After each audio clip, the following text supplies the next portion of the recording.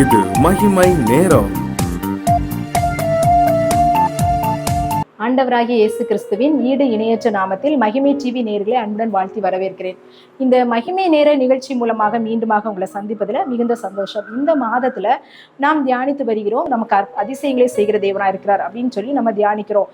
ஆண்டவர் நம்முடைய வாழ்க்கையில அதிசயங்களை செய்கிற தேவனா இருக்கிறார் அப்படின்னு சொல்லி நம்ம பார்க்கிறோம். இந்த அதிசயமான காரியத்துக்கு நமக்கு அடிப்படையா நமக்கு என்ன வேணும் அப்படின்னா விசுவாசம் வேணும். விசுவாசம் அப்படின்றது நம்முடைய கிறிஸ்தவ வாழ்க்கையில அடித்தளமாய் காணப்படுகிறது.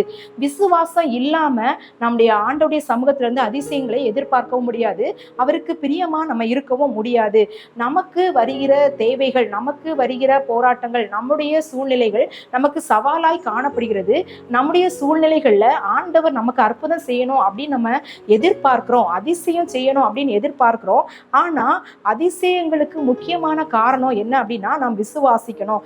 விசுவாசம் இல்லாம நம்ம ஆண்டவரிடத்துல எதையும் எதிர்பார்க்க முடியாது. ஆண்டவர் இந்த அற்புதங்களையும் அடையாளங்களையும் செய்கிறாரு. ஏன் செய்கிறார் அப்படின்னு பார்த்தா நம்முடைய விசுவாசத்தை இன்னும் ஊக்கப்படுத்துவதற்காக தான். இந்த நாள்ல விசுவாசத்தை ஊக்கப்படுத்துகிறதற்காக தான் ஆண்டவர் அற்புதத்தை செய்கிறார் அப்படின்னு சொல்லி தான் நம்ம இந்த நாள்ல நம்ம தியானிக்க போகிறோம். நம்முடைய விசுவாசத்தை அதை ஊக்குவிக்கிற ஒரு கருவியாக தான் இந்த அதிசயமான காரியங்கள் நம்முடைய வாழ்க்கையில நடைபெறுகிறது. ஆண்டவர் ஒவ்வொரு காரியத்தையும் செஞ்சார் அப்படின்னு சொல்லி ஒவ்வொரு நாளும் நம்ம தியானித்தோம். தேவைகளை சந்தித்தார், பாவத்தை மன்னித்தார், சுகம் கொடுத்தார், பிசாசின் கிரியைகளிலிருந்து நம்மளுக்கு விடுதலை கொடுத்தார் அப்படின்னு சொல்லி ஒவ்வொரு காரியங்களையும் சிந்தித்தோம். அதிசயங்களை செய்கிற தேவன். இந்த அதிசயமான காரியம் நம்முடைய வாழ்க்கையில நடைபெறுகிறதற்கு முக்கியமான காரணம் என்ன அப்படின்னா நம்முடைய விசுவாசத்தை இன்னும் ஆண்டவர் ஊக்கப்படுத்துகிறார். ஒருவேளை ஒரு சின்ன காரியத்துல நமக்கு அற்புதம் நடந்துச்சு அப்படின்னா ஆண்டவர் மேல நம்ம இன்னும் அதிகமான விசுவாசம் உள்ளவர்களா மாறுவோம். அப்படி ஒவ்வொரு அந்த விசுவாசத்தின் வெளிப்பாடு நம்ம இடத்துல காணப்படும் போது நம்ம முழுவதுமாய் ஆண்டவருடைய பிள்ளைகளாக, ஆண்டவருடைய கருவிகளாக நம்ம மாற்றப்படுவோம். அதுக்காக தான் நம்முடைய வாழ்க்கையில ஆண்டவர் அற்புதங்களை செய்கிறார். நூற்றுக்கு அதிபதியின் விசுவாசத்தை குறித்து நம்ம தியானிக்க போகிறோம். நூற்றுக்கு அதிபதியின் வேலைக்காரன் சுகவீனமா இருக்கிறான்.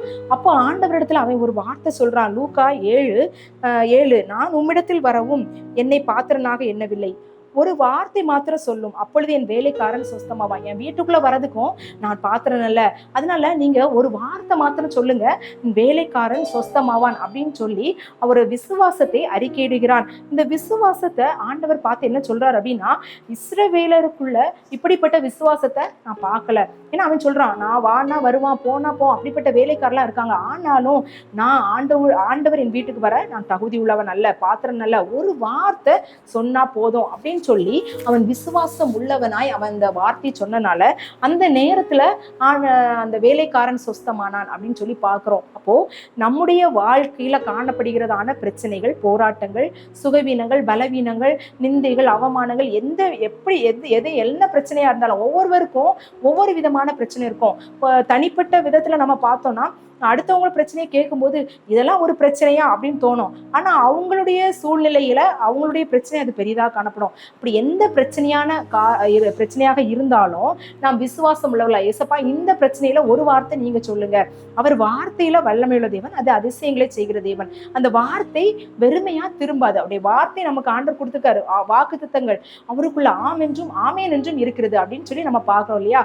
அப்ப அந்த வார்த்தைகள் மூலமாக நம்ம என்ன செய்யணும், ஆண்டவரிடத்துல ஜெபிக்கணும். சப்பா இந்த வார்த்தையை நீங்க கொடுத்திருக்கீங்க, அதனால இந்த பிரச்சனையில எனக்கு இந்த காரியத்தை வாய்க்க பண்ணுங்க, இதுல எனக்கு ஒரு விடுதலை தாங்க, இதுல இந்த போராட்டத்துல இருந்து எனக்கு முற்றுப்புள்ளி வைங்க அப்படின்னு சொல்லி நம்ம கேட்கிறவர்களாக நம்ம இருக்கணும். இந்த விசுவாசம் என்ன செய்யும் அப்படின்னா மலையை கூட பெயர்க்கும் அப்படின்னு சொல்லி நம்ம பார்க்கிறோம். விசுவாசம் உள்ளவர்களாய் ஜெபத்துல நம்ம என்ன கேட்டுக்கொள்கிறோமோ அது நமக்கு அருளப்படும் அப்படின்னு சொல்லி கேட்கிறோம். அப்போ நம்மளுக்கு அதிசயமான காரியங்கள் நம்முடைய வாழ்க்கையில நடக்கணும் அப்படின்னா நம்ம விசுவாசம் இருக்கும்.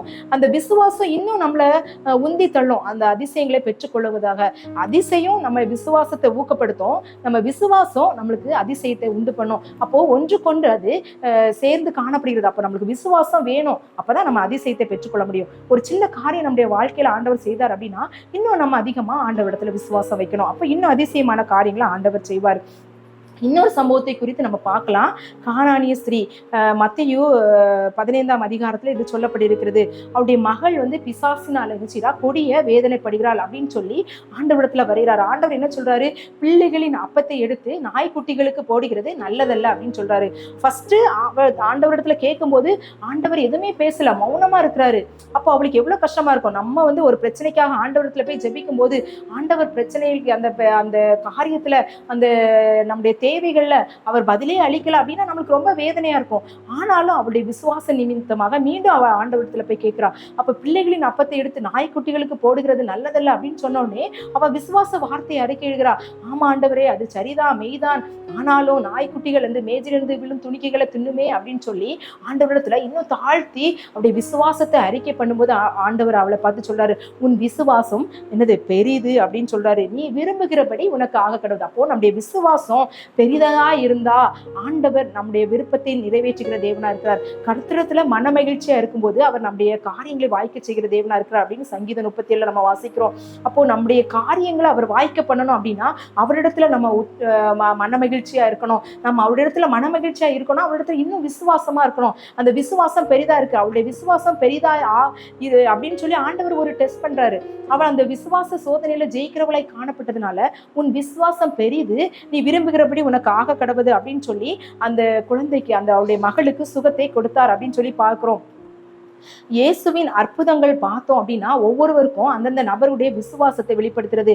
அந்த பெரும்பாடுள்ள ஸ்திரீ கூட உன் விசுவாசம் உன்னை ரட்சித்தது அப்படின்னு சொன்னாரு. அப்ப அநேக அற்புதங்களை நம்ம பார்க்கும்போது உன் விசுவாசம் அப்படின்னு சொல்லி ஆண்டவர் சொல்றாரு. அப்ப அதிசயங்கள் நம்முடைய வாழ்க்கையில நடக்கணும் அப்படின்னா நாம் இன்னும் அதிகமாய் முழுமையான விசுவாசம் உள்ளவர்களாய், எல்லளவும் எவ்வளவாகிலும் சந்தேகப்படாதவர்களாய் நம்ம ஆண்டவரிடத்துல கேட்கும்போது ஆண்டவர் அந்த காரியத்தை வாய்க்க செய்கிற தேவனாய் இருக்கிறார் அப்படின்றதுல எந்த விதமான சந்தேகம் இல்ல. மார்க் 9:23 இப்படி சொல்லுகிறது, விசுவாசிக்கிறவனுக்கு எல்லாம் கூடும், எல்லாம் கூடும். அப்போ சில காரியங்கள் எனக்கு இன்னும் வாய்க்கல அப்படின்னு சொல்லி நம்ம அங்கலாய்க்கிறோமா, நம்முடைய விசுவாச குறைவு அப்படின்றது அர்த்தம். இன்னும் ஆண்டவருடைய சமூகத்துல நம்ம விசுவாசிக்கும் போது, விசுவாசத்தை அறிக்கை பண்ணும் போது நாம் ஆண்டவருடைய சமூகத்திலிருந்து அதிசயங்களையும் அற்புதங்களையும் பெற்றுக்கொள்வோம் அப்படின்றது எந்த விதமான சந்தேகமும் இல்லை. ஆண்டவருடைய அற்புதங்கள் அதிசயங்கள் இந்த வேதாகமத்துல என்ன செய்யப்பட்டிருக்கிறது, பதிவிடப்பட்டிருக்கிறது. அதுல 37 அற்புதங்களை குறித்து சொல்லப்பட்டிருக்கிறது. யோவான் 21 லாஸ்ட் வசனம் இப்படி சொல்கிறது, 25ஆம் வசனம், இன்னும் அநேக காரியங்கள் உண்டு, அவைகள் எல்லாம் எழுதுனா உலகம் கொள்ளாத அளவுக்கு புஸ்தகங்கள் இருக்கும். அவ்வளவு அற்புதங்களையும் அதிசயங்களையும் ஆண்டவர் செய்திருக்கிறார். அதை எழுதுனா உலகம் கொள்ளக்கூடாத அளவு புஸ்தகங்கள் காணப்படும் அப்படின்னு சொல்லி நம்ம பார்க்கிறோம். அப்போ ஆண்டவருடைய அதிசயமான காரியங்களை இதுல நமக்கு சொல்லியிருக்காங்க அப்படின்னா அது எதற்காக? நம்முடைய விசுவாசத்தை நம்ம வர்த்திக்கணும், நம்ம விசுவாசத்துல நம்ம இன்னும் அதிகமாய் காணப்படணும் அப்படின்னு சொல்லி காணப்படுது. அவருடைய இரக்கம் பெரியது அப்படின்னு ஒவ்வொரு காரியங்களை பார்க்கும்போது அவருடைய இரக்கமான காரியங்கள், அவருடைய அன்பு, அவருடைய அரவணைப்பு, அவர் பரிந்து பேசினது, மனதுருகினது, இப்படிப்பட்டதான காரியங்களை நம்ம ஒவ்வொரு காரியத்தில் அற்புதங்களிலிருந்து நம்ம கற்றுக்கொள்ளலாம். அவர் நோயாளிகளை சுகப்படுத்தினார், பாவ மன்னிப்பை கொடுத்தாரு, பிசாசின் கிரியைகளை அவர் அகற்றி போட்டாரு, இயற்கையை அவர் வந்து என்ன செஞ்சாரு, மட்டுப்படுத்தினார் அப்படின்னு சொல்லி நம்ம பார்க்கிறோம். எதுக்காக இதெல்லாம் செய்தார் அப்படின்னு சொன்னா தேவனுடைய ராஜ்யம் சமீபமா இருக்கிறது, நாம் பரலோக ராஜ்யத்துக்கு உரியவர்களாக நாம் வாழணும் அப்படின்னு சொல்லி தான் இந்த அற்புதங்களை செய்கிறாரு. இந்த உலக பிரகாரமான காரியத்துக்காக எனக்கு அற்புதம் செய்யணும் அப்படின்னு சொல்லி நம்ம ஆண்டவருடைய சமூகத்துல நம்ம கேட்கிறவர்களாய் நம்ம இருந்தோம் அப்படின்னா எல்லா மனுஷரை பார்க்கிலும் பரிதபிக்கப்பட்டவர்களா இருக்கிறோம். நமக்கு ஆண்டவர் அற்புதத்தை செய்கிறாரா, நம்முடைய வாழ்க்கையில நம்ம ஆண்டவரை நோக்கி நம்முடைய ஓட்டத்தை ஓடுகிறவர்களாக, உலகத்தை நோக்கி அல்ல பரலோகத்தை நோக்கி ஓடுகிறவர்களாக, பரலோக ராஜ்யத்துக்குரிய இலக்கை நோக்கி ஓடுகிறவர்களாக நம்ம காணப்படணும். அதுக்காக தான் ஆண்டவர் அற்புதங்களையும் அதிசயங்களையும் செய்கிறாரு.